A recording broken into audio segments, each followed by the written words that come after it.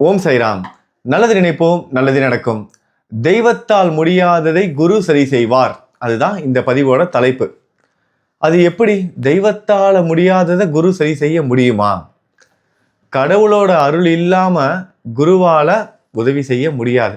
ஒரு பக்தனுக்கு அவன் வேண்டியது கிடைக்கணும் அப்படின்னா கடவுளோட அருள் இருக்கணும். அப்பதான் குருவால உதவி செய்ய முடியும். அப்படி இருக்கும்போது கடவுளால முடியாததை குருவால எப்படி சரி செய்ய முடியும்? அதை தான் இன்னைக்கு பதிவில் தெரிஞ்சுக்க போறோம். ரொம்ப வித்தியாசமா இருக்குல்ல? கடவுளோட அருள் இல்லாம குருவால உதவி செய்ய முடியாது. நம்ம சாய் சச்சரித்திரத்துல கூட ஒரு சில குறிப்புகள்லாம் கூட சாய் சொல்லியிருப்பாரு. கடவுள் நினைச்சாதானே என்னால் கொடுக்க முடியும், அவர் ஆசீர்வாதம் இல்லாமல் என்னால் என்ன செய்ய முடியும், அதுவும் கூட சொல்லுவார். ஆனால் அப்படிப்பட்ட குருவே ஒரு சில நேரத்தில் கடவுளால் முடியாததை கூட சரி செய்து கொடுப்பாரு. அதுதான் எப்படி, எதனால அப்படிங்கிறத தெரிஞ்சுக்க போகிறோம். இந்த பதிவின் மூலமாக கொஞ்சம் பேச போகிறோம் அதை பற்றி. இப்போ அதுக்கு முன்னாடி ஒரு முக்கியமான விஷயத்தை பார்த்துடலாம். நம்மளோட மனசு அதுதான் முக்கியம். அந்த மனதை கட்டுப்படுத்தணும். இந்த மனதை கட்டுப்படுத்துறது இறைவனால் முடியாது.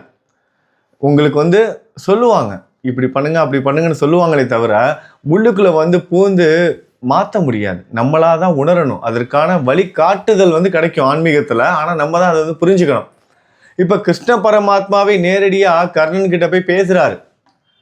வேணாம், நீ துரியோதனனை விட்டு வந்துரு அப்படின்னு எவ்வளவோ சொல்கிறாரு. என்னென்னமோ புத்திமதி சொல்கிறாரு. நீ சண்டைக்கு போகிறது உன்னோட அண்ணன் தம்பி கூடப்பா, உன்னோட தம்பிகள் கூட நீ சண்டைக்கு போக போகிற, எல்லாரும் ஒரு தாய் மக்கள் நீங்கள் எல்லாரும். அப்படி இருக்கும்போது போரில் யார் தோத்தாலும் யாராவது இறந்தாலும் அது உனக்கு இழப்பு இல்லையான்னு எவ்வளவோ எடுத்து சொல்கிறாரு. ஆனால் கர்ணன் பிடிவாதமாக இருக்காரு. ஏன்னா அவருக்குன்னு ஒரு தர்மம், அவருக்குன்னு ஒரு கோட்பாடு வச்சிருக்காரு. தன்னோட நண்பனுக்காக நான் நிற்பேன் அப்படின்னு.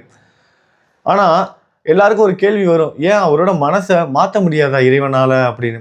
அது மட்டும் முடியாது. நம்மளோட மனசை யாராலையும் மாற்ற முடியாது. சொல்லுவாங்க, நம்ம தான் அதை மாற்றிக்கணும். இப்போ அந்த கர்ணன் ஒரு வேளை கிருஷ்ண பரமாத்மாவோட பேச்சை கேட்டிருந்தா என்ன நடந்திருக்கும்? நினச்சி பாருங்க. ஒருவேளை துரியோதனனே கூட பின்வாங்கியிருப்பான். போர்ல இருந்து துரியோதனனை கூட பின்வாங்கியிருப்பான். ஏன்னா இவங்க எல்லாரும் என்ன பண்றாங்க, அதை அதர்மம்னு தெரிஞ்சும் கூட கடமை கடமை கடமை, எனக்கு இதுதான் தர்மம், இந்த அதர்மத்து பக்கத்துல நிக்கிறதா என்னோட தர்மம் அப்படின்னு நினைச்சிட்டு அவங்களாவே ஒரு கட்டம் கட்டிக்கிட்டாங்க. அதனால நடந்த விளைவு தான் இது. இவங்க எல்லாரும், அவங்க பீஷ்மர், இவங்க எல்லாரும் கொஞ்சம் கொஞ்சமா விலகி வந்திருந்தாங்க அப்படின்னா என்ன நடந்திருக்கும்? கண்டிப்பா அந்த போரே நடந்திருக்காது. ஒருவேளை அந்த போரே நடந்து துரியோதனன் யுத்தத்துல இறந்திருந்தா கூட கர்ணன் பிழைச்சிருப்பார்ல. கர்ணன் பிழைச்சிருந்தா கர்ணன் மட்டுமா பிழைப்பாரு? கர்ணன் எப்பேற்பட்டவர்? ஏன்னா தர்மரோட சிறந்தவர் அப்படிங்கிறோம். அர்ஜுனனோட வில்வித்தையில சிறந்தவர், எல்லாத்துலயும் சிறந்தவர். கர்ணன் நம்ம எல்லாரும் ஹீரோவா பாக்குறோம். அதான் உண்மையும் கூட. ஏன்னா அவரோட குணங்கள் வீரத்துல மட்டும் கிடையாது, கருணையான ஒரு குணம், யாரு கேட்டாலும் அள்ளி அள்ளி கொடுக்கறது. அந்த மாதிரி குணம் கொண்ட கர்ணன் வாழ்ந்திருந்தாருன்னா அவர் மட்டுமா வாழ்ந்திருப்பாரு? அவரால் எவ்வளோ மக்கள் வாழ்ந்திருப்பாங்க நினச்சி பாருங்க. ஆனால் அவரோட மனசு, அவருக்கான ஒரு தர்மம், அதை ஏற்றுக்கிட்டாரு. மனசு மாற்ற முடியாது. இது எதுக்காக நான் இதை சொல்கிறேன் அப்படிங்கிறத நீங்கள் அப்படியே பொறுமையாக கேட்டிங்கன்னா உங்களால் புரிஞ்சிக்க முடியும். இதே நீங்கள் கொஞ்சம் இந்த கட்டத்திலேருந்து யோசிச்சு பாருங்களேன். ராவணனோட தம்பி விபீஷணன், அவரும் மிக சிறந்த ஒரு வீரர். அசுரனாக இருந்தாலும் அவர் என்ன பண்ணுறாரு, ராமனோட பக்தனாகி ராமனுக்கு உண்மையாக இருக்கிறாரு. ராமனுக்கு விபீஷணன் நண்பனானதுனால தான், அதாவது ராமனோட பக்தனானதுனால, விபீஷணன் ராமன் கூட சேர்ந்ததுனால ராமன் வெற்றி பெறுவதற்கு அது ஒரு முக்கியமான ஒரு வாய்ப்பாக இருந்தது. ராவணனை எதிர்த்து போர் செய்யும் போது அது ஒரு முக்கியமான ஒரு வாய்ப்பாக இருந்தது, ஒரு நல்ல விஷயமா இருந்தது. ஆனால் அப்பேற்பட்ட நல்ல விஷயம் கூட சாதாரணமாக நடந்துடல. ராமபிரானோட மனசினால தான் நடந்தது. எதனாலனா விபீஷணன் ராமனை தேடி வரும்போது அங்கே இருக்கிறவங்க எல்லாரும் சந்தேகப்பட்டாங்க.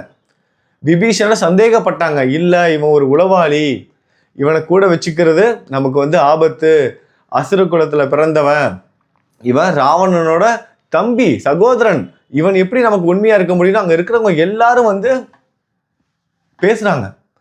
ஆனால் ராமன் சந்தேகப்படலை, நம்பினாரு. அந்த நம்பிக்கை, அந்த மனசு, இது எல்லாத்துக்கும் வராது இல்லை. ராமன் மாதிரி பொறுமைசாலி யாருமே கிடையாதுன்னு சொல்லுவாங்க.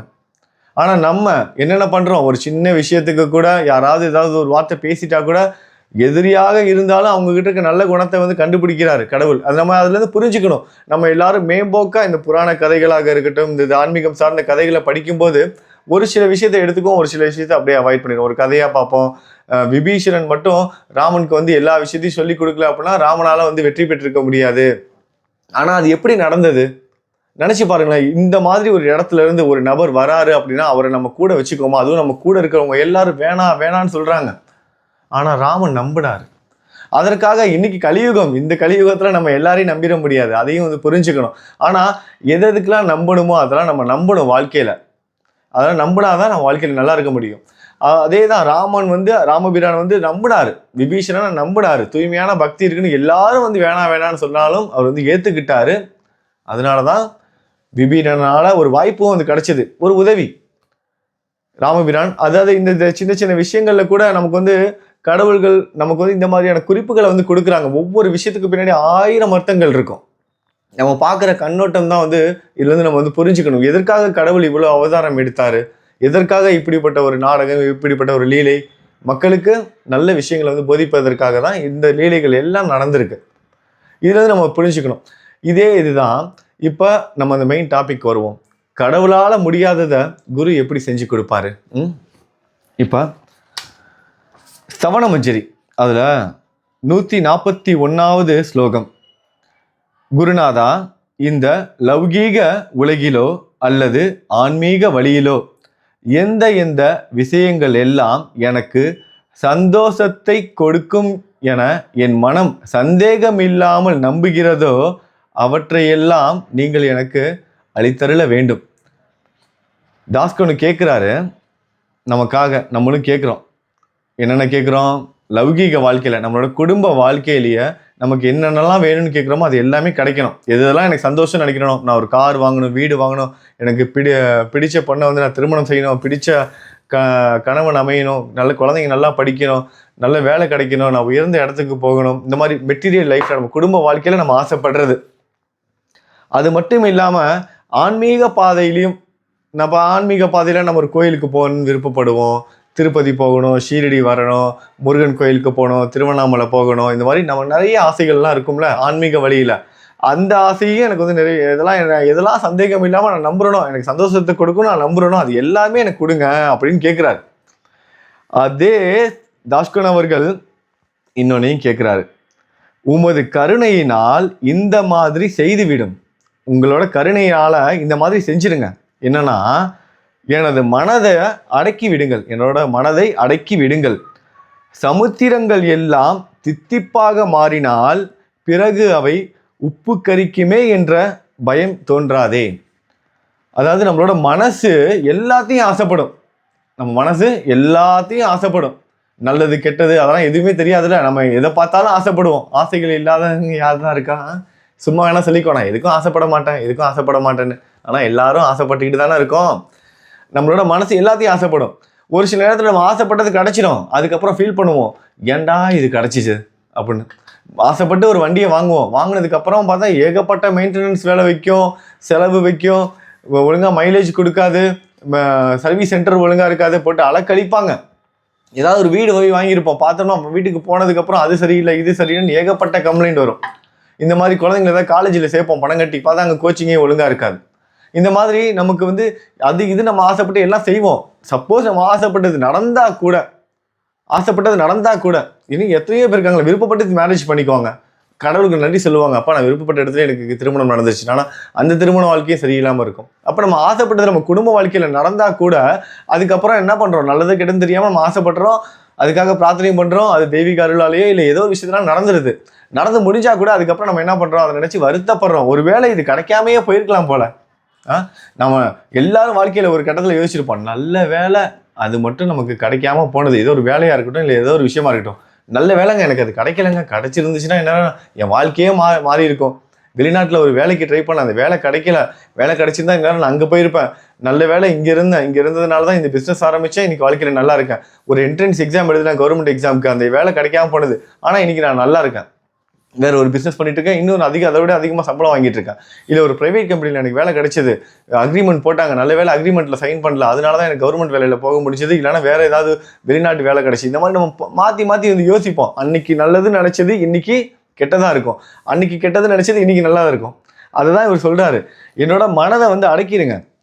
சமுத்திரங்கள் எல்லாம் தித்திப்பாக மாறினால், இந்த சமுத்திரத்தில் அந்த கடல்ல இருக்க தண்ணீர் எல்லாம் தித்திப்பா மாறிடுச்சுன்னா என்ன ஆகும்? உப்பு கறிக்குன்னு பயமே இருக்காதுல, நம்ம அள்ளி அள்ளி குடிச்சிக்கிட்டே இருக்கலாம். அந்த மாதிரி என்னோட மனதை வந்து சுத்தமாக்கிடுங்க, அடக்கிடுங்க. என்னோட மனதை வந்து தூய்மையாக்கிடுங்க.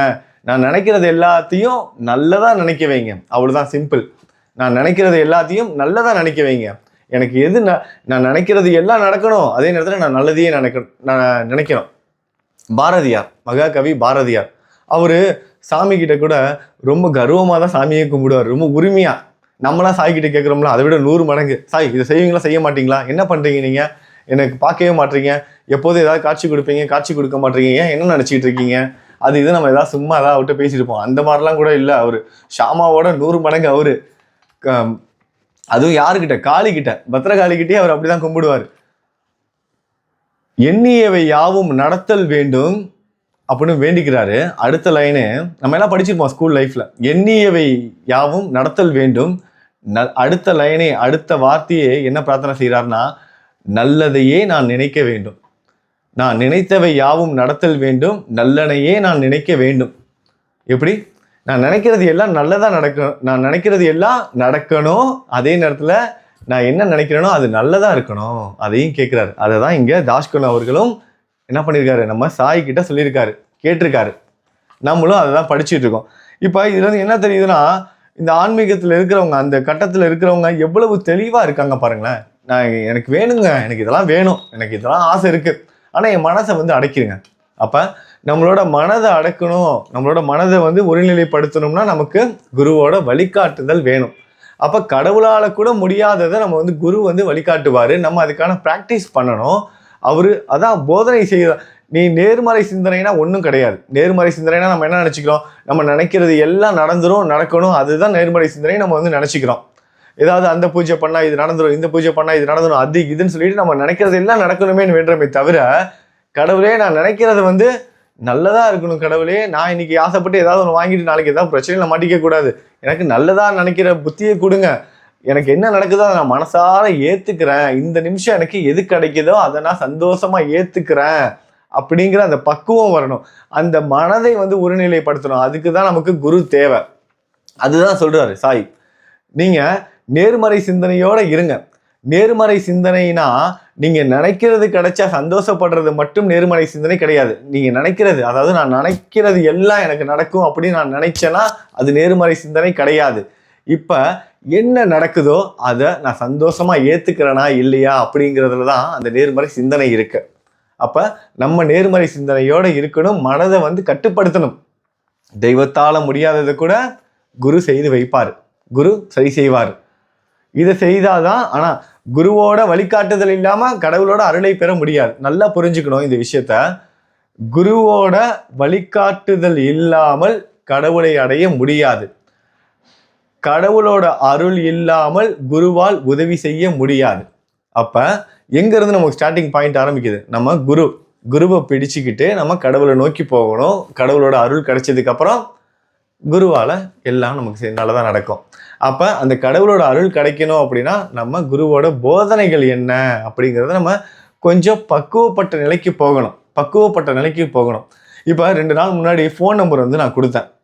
எதற்காக கொடுத்தேன், இந்த மாதிரி பிரசாத பொருட்கள், இந்த கேலண்டரு, டைரி, அப்புறம் வந்து புக்கு, இந்த விளக்கு இதெல்லாம் வேணுமான்னு கேட்டிருந்தேன். அப்புறம் ஏதாவது ஷீரடிக்கு வந்தீங்கன்னா டூர் பிளான் ஏதாவது இருந்துச்சுன்னா சொல்லுங்க, அரேஞ்ச்மெண்ட் பண்ணி தரேன்னு சொன்னேன். ஃபோன் கால் வந்துக்கிட்டே இருக்கு. எனக்கு இந்த பிரார்த்தனை நிறைவேறல, என்ன பூஜை பண்ணலாம், ஏதாவது ஒரு வழி சொல்லுங்க. இதே தான் ஃபோன் கால் வந்துக்கிட்டு இருக்கு. நான் தவறா சொல்லலை, பொறுமையா இருங்க, சாயோட நாமத்தை ஜெபம் பண்ணுங்க, வேற ஒன்றும் கிடையாது. ஒரு நாள்ல, ஒரு டைம்ல, ஒரு நிமிஷம் போதும். அவர் நினைச்சார்னா முழு மனசோட நம்புங்க. வேற எதுவும் பரிகாரம் கிடையாது. சாய் கிட்ட பரிகாரம் கிடையாது. நீங்க பரிகாரத்தை தேடிதான் அலையிறீங்க. பரிகாரம். நீங்க கேட்கறது பரிகாரம் இல்லைன்னு நினைச்சுக்கிட்டு இருக்கீங்க. ஆனா நீங்க செய்யறது கேட்கறது எல்லாமே பரிகாரம் தான். சாய் கிட்ட பரிகாரம் கிடையாது. அவர் சொல்ற பரிகாரம்லாம் உங்களுக்கே தெரியாதுங்க. அவரே வந்து கர்ம வினையை கரைச்சிட்டு போயிடுவார். நாய்க்குட்டியா வந்துட்டு உங்க கால் பக்கத்துல நின்று நீங்க போற பிஸ்கட்டை சாப்பிட்டுட்டு போயிடுவாரு. அவர் பாட்டு ரொம்ப எளிமையா வருவாரு. நம்ம பார்த்துருக்கோம். ஒரு கல்யாண வீட்டுல சாய் வரேன்னு சொல்லியிருப்பாரு. ஆனா கடைசியில வரமாட்டாரு. அவரு என்னங்க சாய் வருவாருன்னு வெயிட் பண்ணி பார்த்துட்டு அந்த நிகழ்ச்சியை ஆர்கனைஸ் பண்ணவர் வெறுத்து போயிட்டு ஏமாந்து போயிருப்பாரு. கடைசியில பார்த்தா சாய் வந்திருப்பார். சொல்லுவாரு, நான் தான் வந்தேனே, நீ என்னை கண்டிக்கவே இல்லைன்னு. ஏன்னா அந்த கல்யாணத்துல யாசகர்கள் கூட்டத்தோட வயதான ஒரு ரூபத்துல வந்திருப்பாரு. ஆனா அந்த பந்தி நடக்கிற இடத்துல அவர் வந்து விட்டுருக்க மாட்டாங்க. இந்த மாதிரி ஒரு நாய்க்குட்டியா கருப்பு நாய்க்கு சாதம் வைக்க சொல்ற மாதிரி தான். அந்த மாதிரி சின்ன சின்ன விஷயங்கள் தான் பரிகாரங்கள். மற்றபடி விசேஷ பூஜைகளோ, நீங்க விசேஷமான மந்திரம் அது இதுன்னு நீங்க தேடி அலைஞ்சு, அது மட்டும் இல்லாம எனக்கும் நீங்க ஃபோன் பண்ணி அது சொல்லுங்க இதை சொல்லுங்கன்னா எனக்கு என்ன தெரியும்? எனக்கு அதெல்லாம் தெரியாது, விட்டுருங்க. சரிங்களா? எனக்கு தெரிஞ்சதெல்லாம் சாயோட நாமத்தை ஜெபம் பண்றதும், ஸ்ரீ சாய்நாத தவண மஞ்சரி படிக்கிறதும், சாய் சொன்ன மாதிரி பகவத்கீதை, பாகவதம், இந்த மாதிரி உங்களுக்கு எந்த மாதிரியான ஆன்மீக புத்தகங்கள்லாம் படிக்க முடியுமோ அது எல்லாம் படிங்க. அதுல இருக்கிற கருத்துக்களை வந்து புரிஞ்சுக்கோங்க. சின்ன சின்ன விஷயங்கள் தான். இன்னைக்கு நம்ம படிச்சோம் கேட்டோம் பாருங்கன்னா, அந்த விபீஷணனோட கதை அதுதான். ராமன் ஏத்துக்கிட்டார்ல, எல்லாரும் சந்தேகப்பட்டாங்க, ஆனா அவர் ஏத்துக்கிட்டாரு. உண்மையை வந்து புரிஞ்சுக்கிட்டாரு. அந்த பக்குவ நிலை வேணும் மனசுல, அதுதான் வேணும். அதுக்குதான் சாய் வந்து இதெல்லாம் படிக்க சொல்றாரு. இதெல்லாம் படிக்கிறது வந்து நம்ம என்னமோ அதையே ஒரு பரிகாரமா வச்சுக்கிட்டு படிக்கிறோம். 7 நாள் பாராயணம் பண்றது நல்லது. ஆனா 7 நாள் பாராயணம் வெறுமன படிக்க முடியாது. எல்லாரும் தான் ஷீரடிக்கு வராங்க, எல்லாரும் தான் பாராயணம் பண்றாங்க, எல்லாருக்கும் நல்லது நடந்துருமா? இவரு ஹேமந்த் பந்த் கேட்டார்ல, இங்க எவ்வளவோ பூக்கள் இருக்கு, எல்லாமே பூத்து காயாகிருமா ஹேமந்த் பந்த் அப்படின்னு சாய் கேட்கிறாரு. இந்த ஒரு மரத்தை கையை காமிச்சு, இந்த மரத்துல எவ்வளவோ பூக்கள் இருக்கு, அது எல்லாமே பூத்து காயாயிருமா அப்படின்னு கேட்கிறாரு. அதோட அர்த்தம் என்ன? அது இயற்கை இடர்பாடுகள் வரும், காத்தடிக்கும், மழை பெய்யும், புயல் அடிக்கும். இது எல்லாத்தையும் தாண்டி கடந்து எந்தெந்த பூக்கள் உதிராம அந்த மரத்தை அந்த கிளைய பிடிச்சிக்கிட்டு இருக்கோ அது மட்டும்தான் பூவாகி காயாகி கனியாகும். அப்ப அதே தான் பாராயணம் பண்ணும்போதும் அதே தான். அதை நம்ம புரிஞ்சுக்கணும், அதை மனசுல ஏத்துக்கணும், நம்ம மனசு பக்குவப்படணும் அப்படின்னு நினைச்சு படிக்கணும். நம்ம மனசு நிம்மதியா இருக்கும். மனசை அடக்கிட வேற வழியே கிடையாது. நம்ம நினைக்கணும், நம்ம முயற்சி செய்தா மட்டும்தான் முடியும். அதற்கு குரு வழிகாட்டுவாரு, கூட துணையா இருப்பாரு. உங்களுக்கு புரிஞ்சிருக்கும்னு நினைக்கிறேன். இன்னைக்கு நம்ம சாய் குடும்பத்துல யாரெல்லாம் பிறந்தநாள் கொண்டாடுறீங்களோ அவங்க எல்லாருக்கும் நம்ம சாய் குடும்பத்தோட சார்பா பிறந்தநாள் நல்வாழ்த்துக்கள். திருமண நாள் கொண்டாடுற சகோதர சகோதரிகளுக்கு திருமண நாள் நல்வாழ்த்துக்கள். நல்லது நினைப்போம், நல்லது நடக்கும். ஓம் சாய்ராம்.